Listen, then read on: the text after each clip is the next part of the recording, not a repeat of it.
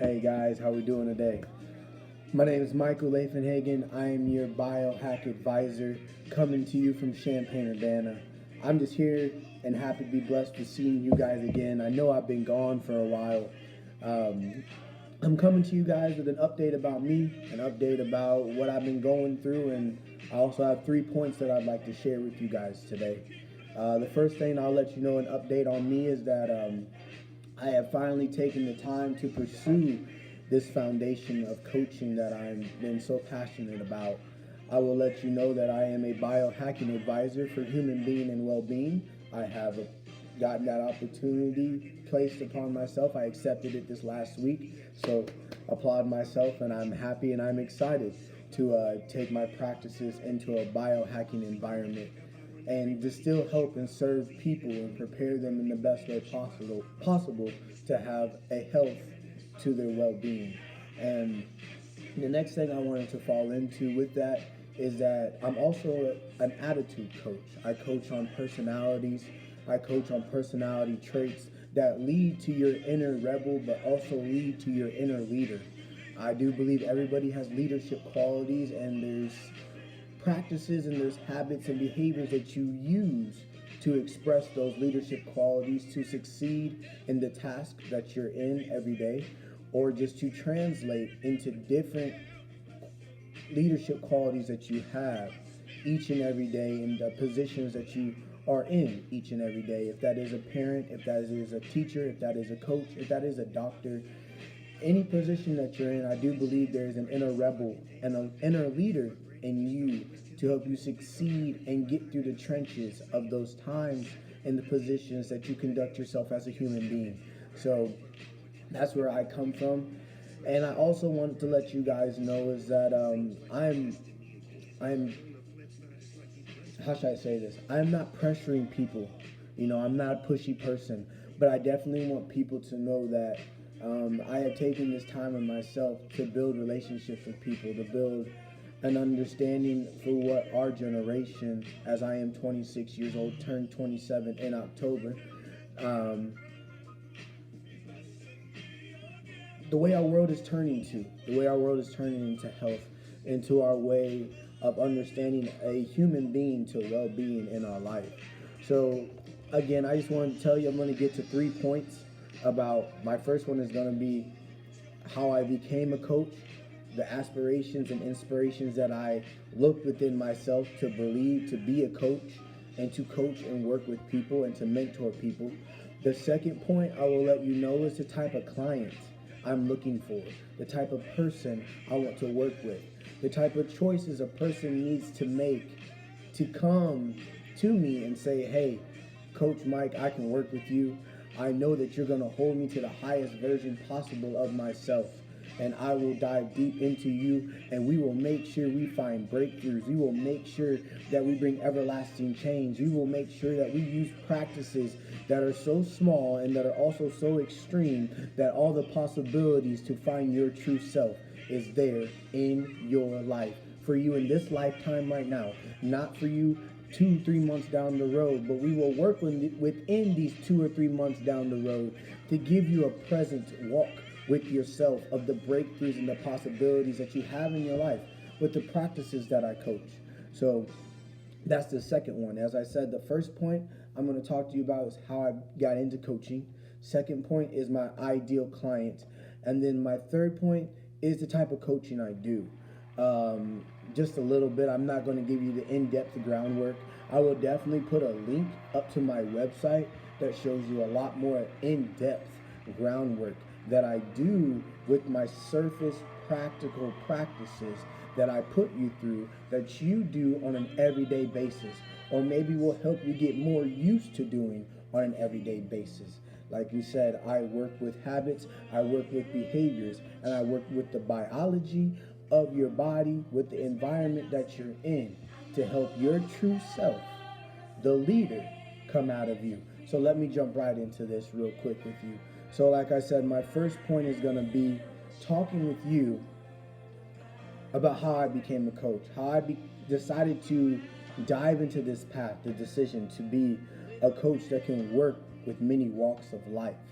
So For me to come into being for me to become a coach, I had to really look back upon my life within the memories that I had. Understand, I was a football player, I was a basketball player, I ran track, I did musicals, I did a cappella, I had 4 jobs in high school. I was a busy person, along with going to church, being a spiritual driven kid. I loved the Lord. So, like I said, my life was very busy, but with understanding the balances of being busy and that type of background, I understood how to always prepare myself for what was next. I understood where I had to learn within my family dynamics of where I had to be patient, where I had to ask certain questions, where I had to grow up a little older in certain scenarios so I could be a help to my family or to friends or to be a captain in my sport. So knowing those understandings and knowing the positions that I was put in at a young age gave me the visualization that I could hold that patience, I could hold that schedule, I could hold the attributes that you try to use for within yourself to get ahead of the game. I can hold those with you and help you get ahead of the game, to build that 8 ball, but sit in front of that 8 ball and not sit behind that 8 ball and trying to catch it.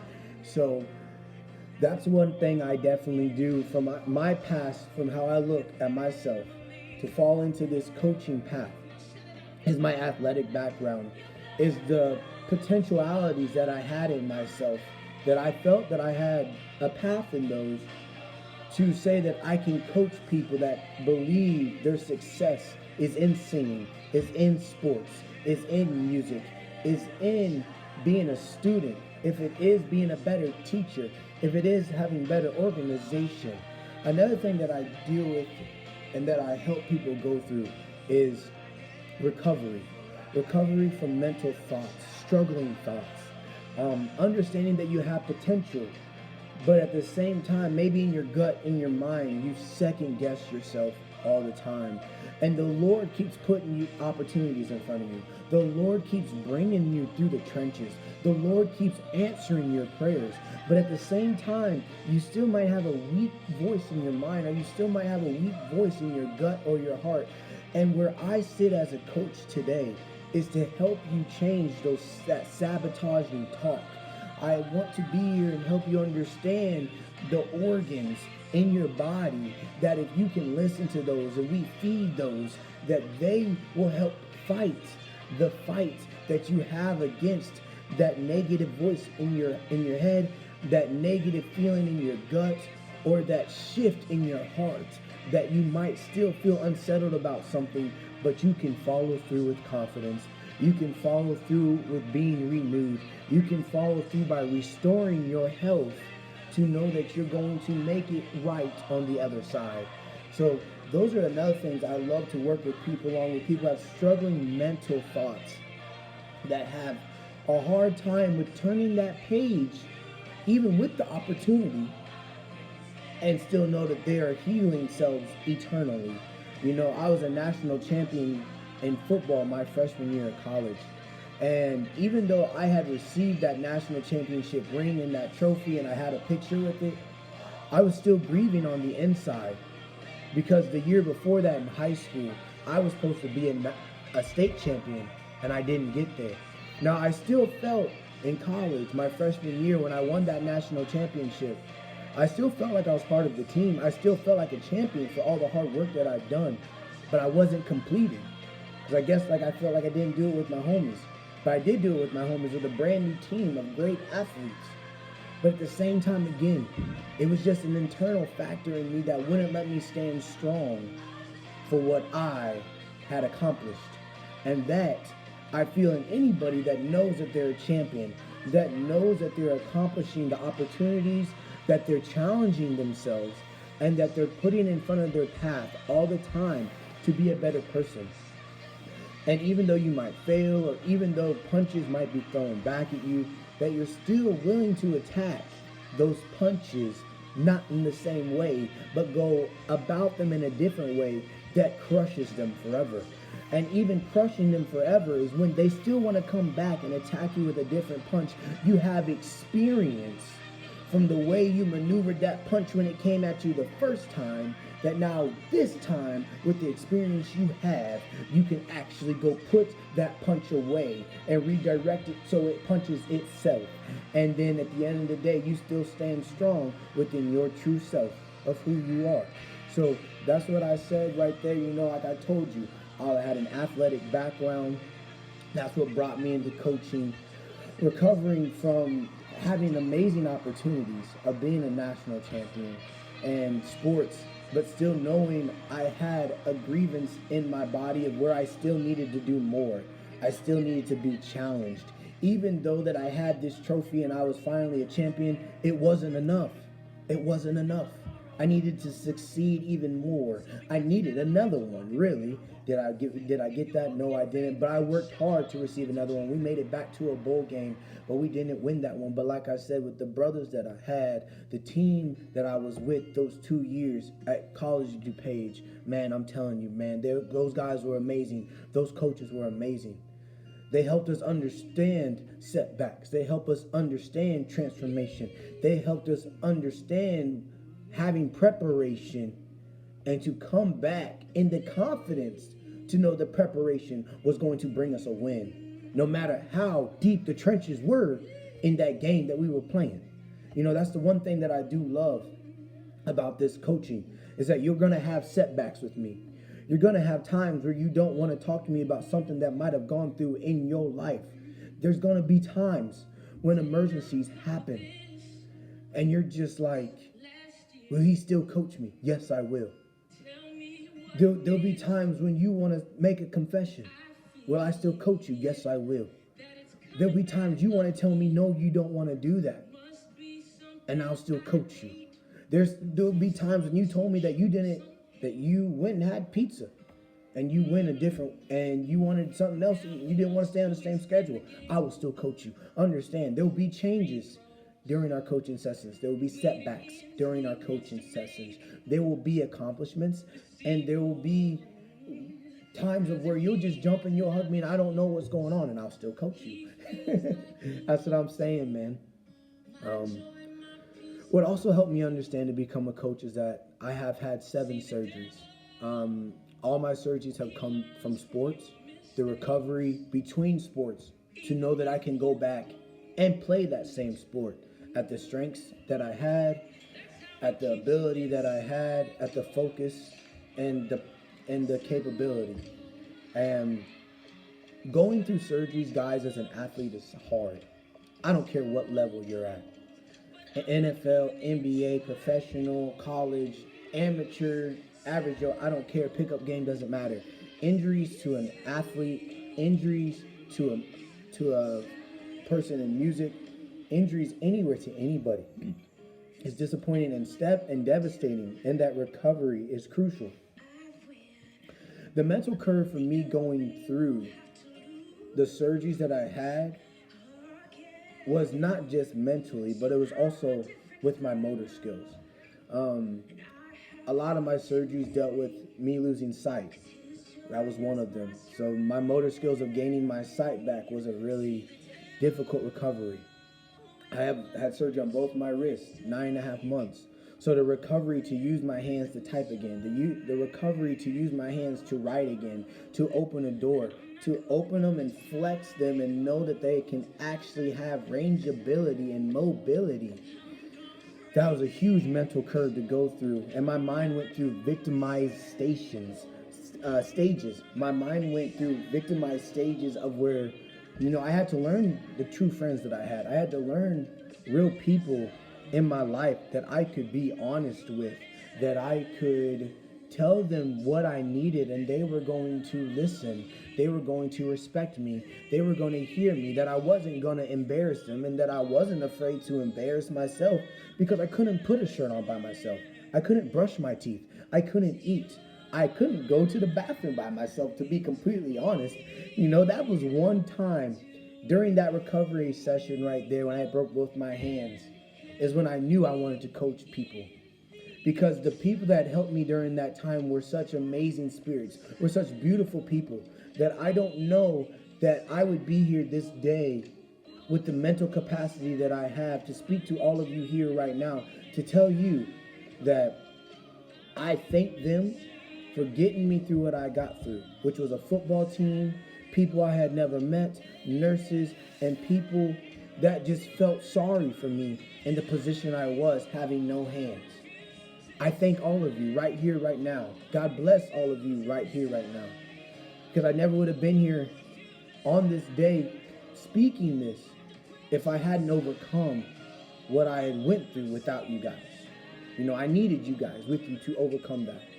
So thank you very much again. That is one huge reason, surgeries to recovery, to that mental curve, and understanding where I didn't want to make myself be a victim, where I didn't want to point others to be the blame of the situation that I was in, because it was all upon me. But I made sure I coached myself through those stages of recovery, therapy, and also back when I went back and played the game, because I went back and played my senior year of college football after I broke my hands my junior year. I went back and played after 9 months of surgery when my hands were still not completely recovered, to play my senior season with my boys, and I love them to death.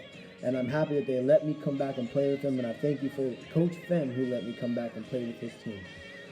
And again, those are the reasons why I love to coach, man, is because my gritty background as an athlete, to understand the tone in my voice of where I'm impulsive, where I'm an impulsive doer. I get a plan, I find the action, and I get to the point, baby. I'm on it. That's what I love to do. But at the same time, from understanding my surgeries and the recovery and the therapy that I went through within my surgeries, I've understood that now that I'm an overthinker.